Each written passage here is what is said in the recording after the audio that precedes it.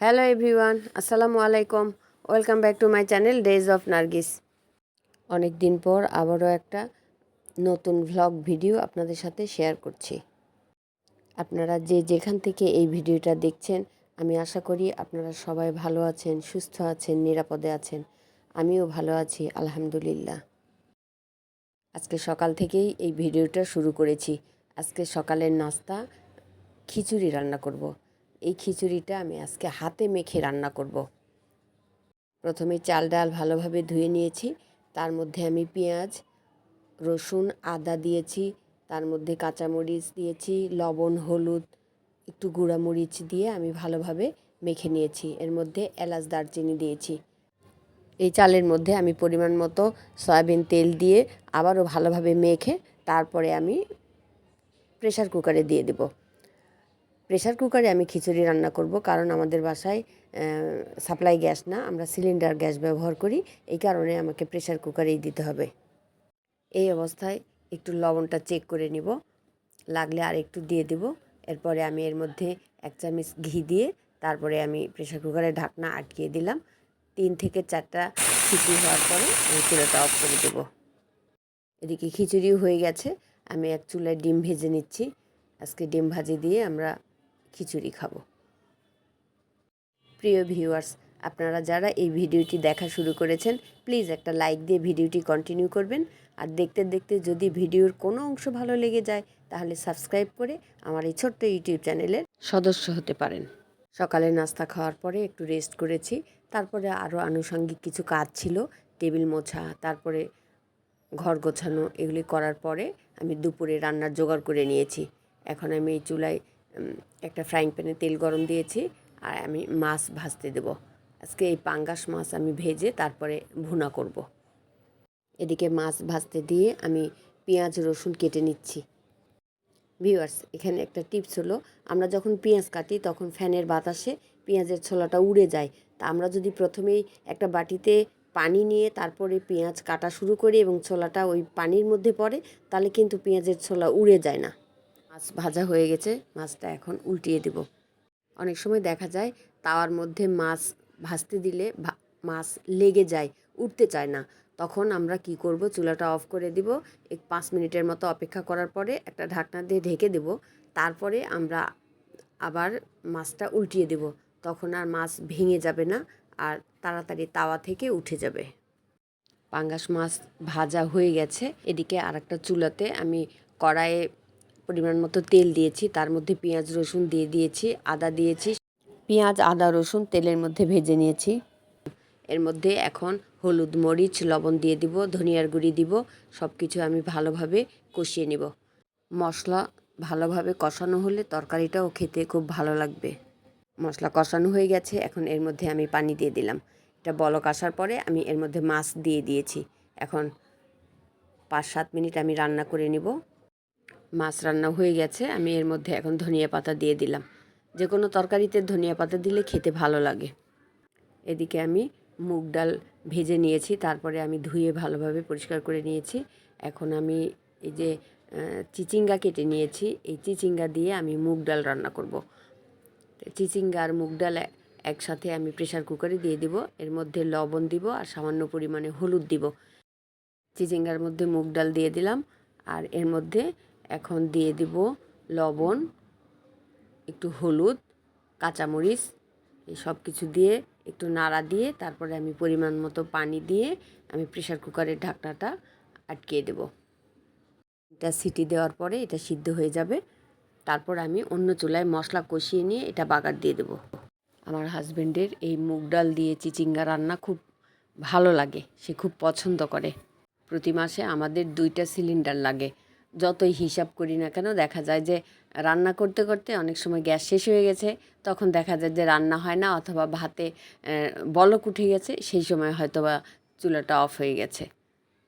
একটা কড়াই পরিমাণ মতো তেল দিয়েছি, তার মধ্যে আমি পেঁয়াজ রসুন একটু ভেজে নিয়ে তার মধ্যে লবণ, হলুদ, মরিচ দিয়েছি, দিয়ে আমি মশলাটা ভালোভাবে কষিয়ে নিয়েছি।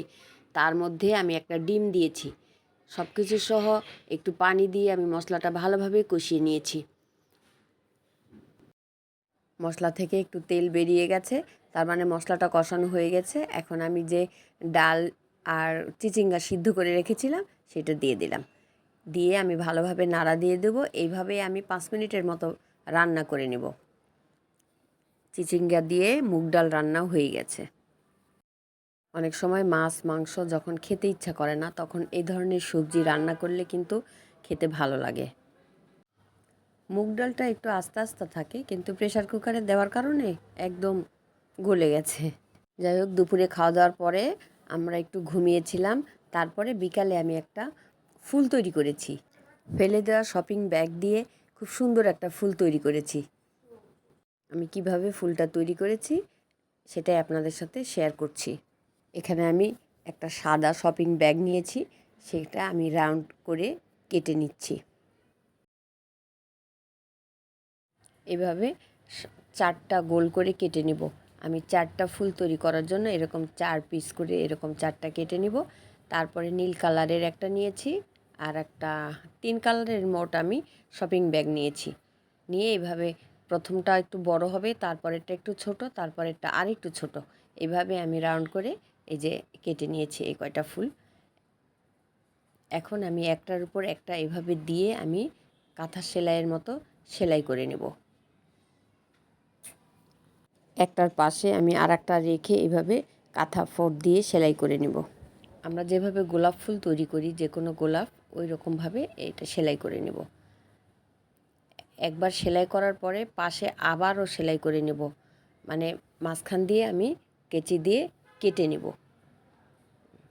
এখন 2 পাশ দিয়ে সুতা টেনে আমি একত্র করে বেঁধে নেব। তৈরি হয়ে গেল সুন্দর একটা ফুল। আমরা ফেলানো শপিং ব্যাগ দিয়ে খুব সুন্দর এইভাবে ফুল তৈরি করতে পারি, দেখতে কিন্তু খুব সুন্দর লাগে। আসলে কোনো কিছুই ফেলনা না, শপিং ব্যাগ দিয়ে অনেক সুন্দর সুন্দর জিনিস তৈরি করা যায়। আমি এই বেঁধে নেওয়ার পরে মাঝখানে আমি একটা পুঁথি বসায় দিলাম, সাদা পুঁথি। দেখতে কিন্তু খুব সুন্দর দেখাচ্ছে। পরেরটাও একইভাবে আমি 2 পাশ থেকে সুতা টেনে নিয়ে আমি গিঁট দিয়ে নিলাম। ফুলটা দেখতে কিন্তু খুব কিউট লাগছে। আর এটার মাঝখানে যে একটু ফাঁকা থাকে, ওখানে একটা সাদা পুঁতি বসিয়ে দেব। ফেলানো শপিং ব্যাগ দিয়ে ফুলটা তৈরি করেছি, দেখতে কিন্তু খুব সুন্দর লাগছে। আমার তো খুব আনন্দ লাগছে। ভিউয়ার্স, এই ফুল তৈরি যদি কারো পছন্দ হয়, আপনারা কমেন্ট করে জানাতে পারেন। ভালো লাগলে আপনারাও এভাবে ফেলানো শপিং ব্যাগ দিয়ে, যে কোনো কালারের শপিং ব্যাগ দিয়ে আপনারা এইভাবে ফুল তৈরি করতে পারেন। এরপর সন্ধ্যায় আমি একটা নাস্তা তৈরি করেছি। আজকের নাস্তাটা তৈরি করব আলুর চপ। কিন্তু আমরা সচরাচর যেভাবে আলুর চপ তৈরি করি সেভাবে না, একটু ডিফারেন্ট স্টাইলে আমি আলুর চপ তৈরি করব। আমি এখানে আটা নিয়েছি, যে রুটি খাই সেই আটা। এর মধ্যে পরিমাণ মতো লবণ দিয়েছি, দিয়ে একটু মেখে নিলাম। এখন অল্প অল্প পানি দিয়ে আমি একটা শক্ত ডো তৈরি করে নেব। একবারে বেশি পানি দিব না, নরম হয়ে যেতে পারে। এই জন্য অল্প অল্প করে পানি দিয়ে আমি ভালোভাবে একটা শক্ত ডো তৈরি করে নিয়েছি। এখান থেকে অল্প ডো নিয়ে আমি একটা রুটি তৈরি করে নেব। রুটিটার সাইজ একটু বড় হবে, একদম পাতলা করব না, বড় সাইজের একটা রুটি তৈরি করে নেব। আর এদিকে আমি আলু সিদ্ধ করে নিয়েছি। আলু যেভাবে ভর্তা করে সেইভাবে আমি আলু ভর্তা করে নেব। এর মধ্যে আমি ম্যাজিক মশলা দিতে পারি, তারপরে চাট মশলা দেওয়া যায়, যে কোনো মশলাই দেওয়া যায়। চিকেন ফ্লেভারের একটা মশলা ছিল, আমি এখানে সেই মশলাটা দিয়েছি। এটা ভালোভাবে মেখে নেওয়ার পরে তারপরে আমি এর মধ্যে ধনিয়া পাতা দিয়ে দেব। তারপরে লবণটা চেক করে নিব। এই এই আলু ভর্তাটা একটু ঝাল যেন হয়, ঝাল ঝাল হলে খেতে ভালো লাগবে। আলু ভর্তা তৈরি হয়ে গেছে। এখন আমি একটা রুটি তৈরি করে নেব। রুটিটা একটু মোটা হবে, অনেক বড় সাইজের একটা রুটি তৈরি, পিঁড়ির সমান একটা রুটি তৈরি করে নিয়েছি। এখন যে আলু ভর্তা তৈরি করে রেখেছি সেটা এই রুটির মধ্যে দিয়ে দেব। দিয়ে পুরা রুটিতে ছড়িয়ে দেব। চেপে চেপে পুরা রুটিতে আলু ভর্তাটা মাখিয়ে নিব। এখন আমি এক পাশ দিয়ে, রুটির এক পাশ দিয়ে ঘুরিয়ে ঘুরিয়ে রোলের মতো তৈরি করে নিব। তাড়াহুড়া করা যাবে না, আস্তে আস্তে 2 হাত দিয়ে এরকম করে রোলের মতো তৈরি করে নেব। আমরা তো সবসময় আলুর চপ অন্যভাবে তৈরি করি, কিন্তু এইভাবেও যে আলুর চপ তৈরি করা যায়, এটা খেতেও কিন্তু খুবই ভালো লেগেছিল, ক্রিস্পি হয়, এজন্য মজা লেগেছিল। এখন সামনে আমি একটা আটা দিয়ে পাতলা ব্যাটার তৈরি করে রেখেছিলাম, সেটা দিয়ে আমি এই মুখটা আটকিয়ে নেব যাতে খুলে না যায়। ভালোভাবে রোল করা হয়ে গেছে। এখন আমি এক পাশ থেকে একটা ছুরি দিয়ে কেটে নেব,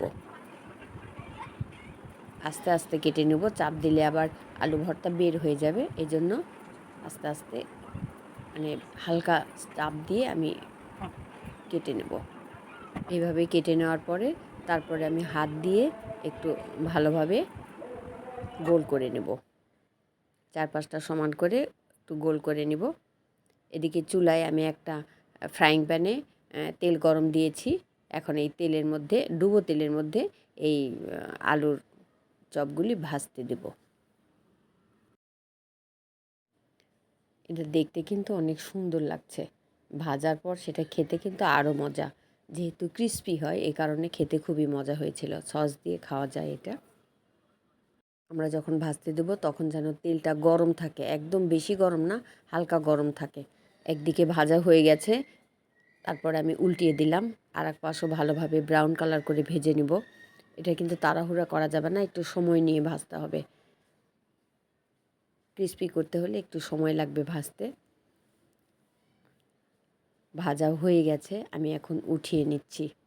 সন্ধ্যায় সবাই নাস্তা খাওয়ার জন্য বসে আছে, গরম গরম তারা খাবে আর চা খাবে। তো ভিউয়ার্স, আজকের নাস্তাটা কেমন হয়েছে? একটু ডিফারেন্ট স্টাইলে আলুর চপ।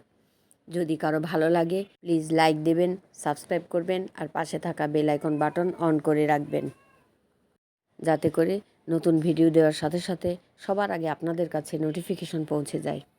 সন্ধ্যায় নাস্তাটা কেমন হয়েছে আপনারা চাইলে কমেন্ট করে জানাতে পারেন। কে কোথায় থেকে ভিডিওটা দেখছেন প্লিজ ছোট্ট করে কমেন্ট করবেন। সবাইকে অসংখ্য ধন্যবাদ এতক্ষণ ভিডিওটি দেখার জন্য। সবাই ভালো থাকবেন, সুস্থ থাকবেন। আসসালামু আলাইকুম, আল্লাহ হাফেজ।